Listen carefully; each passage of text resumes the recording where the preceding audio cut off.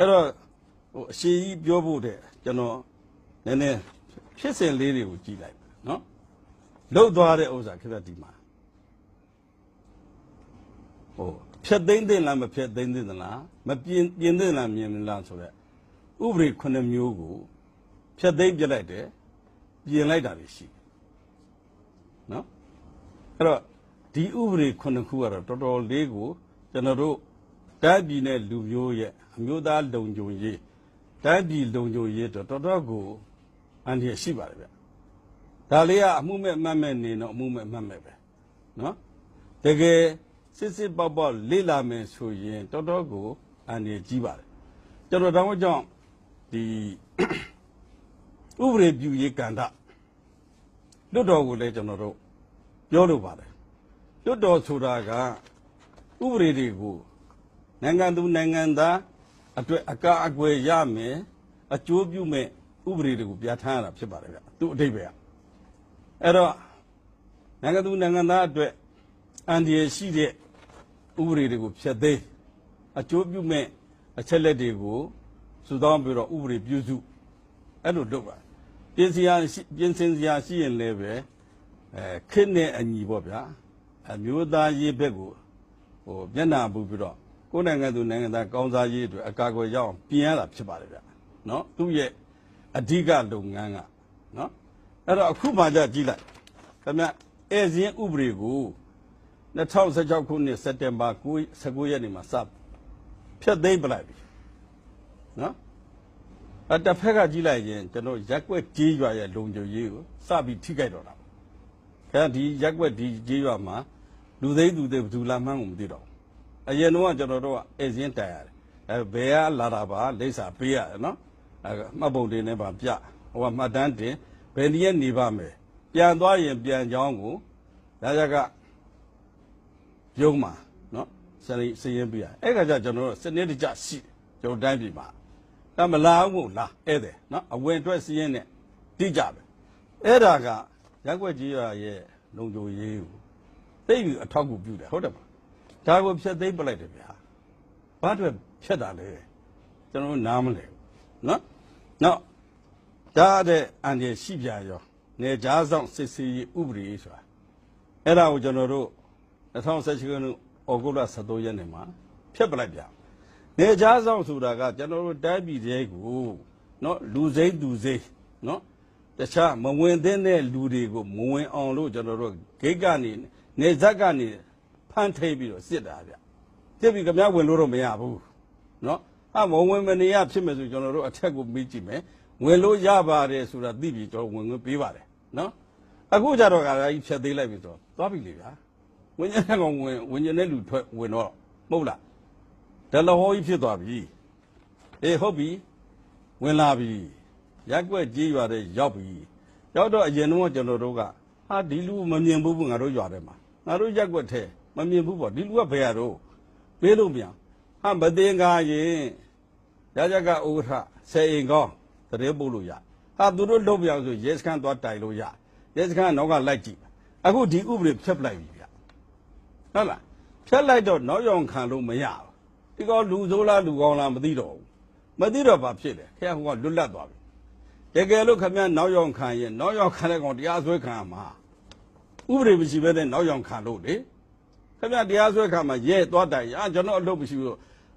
ရိုးရိုးကြတာနားလည်းမမဟုတ်ဒီရဲတွေအလုံးမလုပ်ဘူးမဟုတ်ဘူးရဲအလုပ်လုပ်တာမဟုတ်ဥပဒေကသူ့လုပ်ခွင့်မပေးတော့ဘူးစစ်ခွင့်မရှိတော့ဘူးနော်အဲ့တော့ခင်ဗျာဖရီးဖြစ်ပြီအဲ့တော့ဘာဖြစ်လဲတာလယံစီရဖြစ်ပြီဗျကျွန်တော်ရက်ွက်ကြီးရတယ်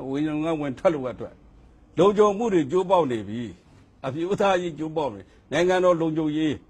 ကျိုးပေါက်ပြီတရက်ွက်ချင်းတရားချင်းလုံခြုံရေးကျိုးပေါက်ရင်ဟုတ်တယ်မလားဒါပဲအဲ့တော့အဲ့မှာပဲကဲဒီလိုတွေလုံနေရနေကဲမဖြစ်သေးဘူးအရေးပေါ်စီမံမှုဥပဒေရကျွန်တော်ဒီကောက်ကိုထိန်းချုပ်မဲ့ပညာဒုက္ခမရှိပြန်ဒီဥပဒေလည်းဖျက်ပလိုက်ဘာမှအရေးပေါ်လုပ်လို့ထလုပ်လို့မရတော့နော်နောက်တစ်ခါနိုင်ငံတော်ကိုနှောက်ယှက်ဖျက်ဆီးလိုသူများ၏ဘေးအန္တရာယ်မှကာကွယ်စောင့်ရှောက်ရေးဥပဒေနော်နိုင်ငံတော်ကိုဒီခင်ဗျလူမှုရေးရဖြစ်စေစေဝါဖြစ်စေလက်နဲ့အရာဖြစ်စေနော်လို့တော့မယ်ဆိုရင် ဒါကိုဒီဥပဒေရကျွန်တော်တို့ကကြိုတင်ထိန်းကာကွယ်စောင့်ရှောက်လို့ရတယ်ဒါဖျက်ပလိုက်ပြီကျွန်တော်လုံးဝမရှိတော့နော်လုတ်ပေးခြင်းဒီတိုင်အောင်ဘယ်သူမှလုံးခွင့်မရှိတော့ဒါကိုကျွန်တော်မြင်အောင်ကြည့်ဖို့လိုတယ်အဲ့တော့အန်ဒီရီကဘယ်လိုလဲလုံခြုံမှုမရှိတော့ဘူးခုလူတို့ကပြောတယ်ကျွန်တော်တို့လုံခြုံမှုလည်းမရှိတော့တရားဥပဒေစိုးမိုးဒီဟာတွေကတရားဥပဒေစိုးမိုးရေးအထောက်အကူပြုတဲ့ဥပဒေတွေလေဒါတွေဖျက်ပလိုက်ပြီအဲ့တော့လုံးလို့မရတော့ဘူးလုတ်ပေးခြင်းတောင်နော်အဲ့လိုနောက်တစ်ခုကဝိရစေဝါနဲ့စိတ်ကိုပြောင်းလဲသောစေဝါများဥပဒေကိုပြင်ပလိုက်ပြီနော်ပြင်လိုက်တယ်ပြင်လာဘာဖြစ်လို့ပြင်မှလဲကျွန်တော်သဘောပေါက်ကျွန်တော်တို့နိုင်ငံဒီဝိရစေဝါကိုတင်းတင်းကြပ်ကြပ်ကျွန်တော်တို့ကတားမြစ်ခဲ့တယ်နော်ချိန်ပုံးခဲ့တဲ့တိုင်းပြည်နော်ဝိရစေဝါမဖြစ်အောင်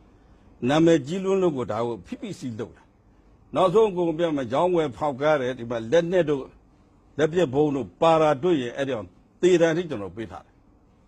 နော်10နှစ်အနည်းနဲ့10သေတံတဲ့ကျုံအကုန်ပါတယ်အဲ့ဒါကြီးအကုန်ပြင်လိုက်တယ်ပြင်လိုက်တော့လူမှုရေးပြစ်တာမယ်ပေးတယ်အဲ့တော့နောက်ကိုဒါခေါ်ပြီးတော့ငါညီငါတူငါတူမစားနဲ့တော့နော်မစားရင်ဘယ်လိုဆိုပြီးတော့သူကတက်တောင့်တက်တာလေးပေါ့ဗျာနားချတာပေါ့နော်ဒီလောက်လေးနဲ့သူကအရေးယူရမယ်ဆိုတဲ့အခါကျခက်မကြောက်တော့ဘူးဗျာမကြောက်တဲ့အခါကျပါဟိုမှာကျောင်းသူကျောင်းသားအားလုံးအထိအကုန်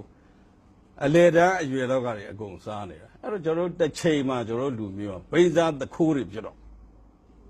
အလျှော့ပေးတာဒါအမျိုးသားရေးကိုရှေ့ရှုပြီးတော့ခင်ဗျားတို့ကောင်းအောင်လုပ်တာလားဆိုးအောင်လုပ်တာလားစဉ်းစားတော့လေပြင်းပြင်းထန်ထန်လုံးမကြောက်တာဗျဟုတ်တယ်မလားအကြောက်မရှိရင်စီကံပြတ်မှာပဲနော်အဲ့တော့ခင်ဗျာဒါတွေကတော့ခင်ဗျာလမ်းဘေးမှာရှိဗျာကျွန်တော်တို့ကပြောမကောင်းတော့ဘူးနော်ဒါတွေသိကြပါလူတို့ဒီဥပဒေတွေအရာကျွန်တော်တို့ကအဲ့လိုဖြစ်နေတာဒါသိဖို့လိုတယ်လူတို့ကမသိဘူးဒီခက်မှဒီလိုဖြစ်ဒီဥပဒေတွေကိုဖျက်သိမ်းလိုက်တဲ့အတွက်ကြောင့်မြို့သားလုံခြုံရေးနော်ဒါအင်အားရောနေအောင်လုပ်တာချိနေသွားအောင်တခါဒုတိယကဘာစစ်ပတိုင်ငင်ကတရုတ်ပြည်ကြီးကိုခင်ဗျာချိနေအောင်ဘိန်းစားတခိုးဖြစ်အောင်လုပ်ခဲ့တာဒါပဲရွေချက်ကဒါတွေသိဖို့လိုတယ်ဒါမှမဟုတ်ကျွန်တော်တို့လူငယ်တွေလူကြီးတွေစာဖတ်ကြပါဦးညမသမိုင်းနဲ့ကဘာသမိုင်းလေးပါဖတ်ကြပါဦးဘာဖြစ်ခဲ့တယ်ဆိုတာနော်ဒါတွေမသိရင်မသိတော့ကြောက်အောင်မှမသိနောက်တစ်ခါအမျိုးဆက်ပြည့်ရွင်ခြင်းမှဖယ်ရှားသည့်အဲ့ဥတွေပြင်ဆင်သည့်ဥတွေအဲ့ဒီမှာအန်တဲ့နှစ်ချက်နော်အဲ့ထက်မှာဘာလဲဆိုတော့ကျွန်တော်တို့ကနိုင်ငံမှာအရင်သတ်မှတ်ထားတာကလေးကို16နှစ်အောက်ကလေးလို့သတ်မှတ်အဲ့ဒီဥပဒေမှာကလေးကို18နှစ်အောက်သတ်မှတ်လိုက်နော်ရည်ရွယ်ချက်နဲ့ဒါကြောင့်ကျွန်တော်လည်းမသိဘူးဒါပေမဲ့ဆက်အတွင်းမှာသိတယ်18နှစ်ပြည့်ရင်လူကြီးသတ်မှတ်ပြီ18နှစ်နဲ့တရက်18နှစ်အောက်တရက်ရော့ရင်ကလေးဟုတ်ပြီလားဒီအထိပြဿနာမရှိသေးဘူးနော်ဘယ်မှာပြဿနာရှိလဲ18နှစ်အောက်ကလေးဆိုတဲ့လူကိုနိုင်ငံသားကလေး2ယောက်ကိုလူတိုင်းကငွေစားခွင့်ပြုတ်ထားတယ်ခင်ဗျားကြိုက်ခင်ဗျားမွေးစားကျွန်တော်ကြိုက်ရင်ကျွန်တော်မွေးစားမယ်အဲ့ဒါကိုအထောက်အကူပြုတာကဒီထဲမှာတော့မပါဘူးနော် migration back အဲ့ဒါကဘာလဲနိုင်ငံတိုင်းကစစ်ဖြစ်လို့ထွက်ပြေးလာတဲ့ငတ်လို့ဖြစ်ဗျာရွှေပြောင်းလာတဲ့အုပ်စုလိုက်ဥစ္စာကြီးကိုခင်ဗျားကျွန်တော်နိုင်ငံလက်ခံပါမယ်လို့စာချုပ်လက်မှတ်ထိုးထားပြီနော်တကယ်တော့အဲ့ဒီစာချုပ်လက်မှတ်ထိုးခြင်းရင်နော်ပြည်နယ်တိုင်းအသီးသီးရဲ့ကိုယ်စားလှယ်မြို့နယ်အသီးသီးရှိနေတဲ့လွှတ်တော်ကိုတင်ရပါတယ်ဗျတနိုင်ငံလုံးမပြောချင်တော့နော်လွှတ်တော်ကိုယ်စားလှယ်တွေသိပြီဆိုတော့ဒီစာချုပ်လက်မှတ်ထိုးဖို့ကောင်းမကောင်းနော်ခေါင်းချင်းရိုက်ဆွေးနွေးပြီးမှလက်မှတ်ထိုးရင်ဘာဖြစ်မလဲလက်မှတ်မထိုးရင်ဘာဖြစ်မလဲဒါလုပ်ပြီးမှကျွန်တော်တို့ကဆုံးဖြတ်သင့်တယ်အခုကဘာမှမသိပဲလက်မှတ်ထိုးကြပြီးတော့ကျွန်တော်အိုဒရိုင်းကြီးပါပြိုသွားနော်ဒီမှာနေကြားဆောင်စစ်စေးဂိတ်ကလည်းမရှိတော့ဘူးတကားကြီးတွေကဖွင့်ပေးပြီးအခုကအိုဒရိုင်းကြီးကိုပြိုချလိုက်တာဝင်ခဲ့တော့အဲ့ခါကျတော့ခင်ဗျားတို့ကျတို့နိုင်ငံကဘာဖြစ်သွားမလဲခြိုက်တယ်လို့ဝင်ထွက်တော့ဘိုး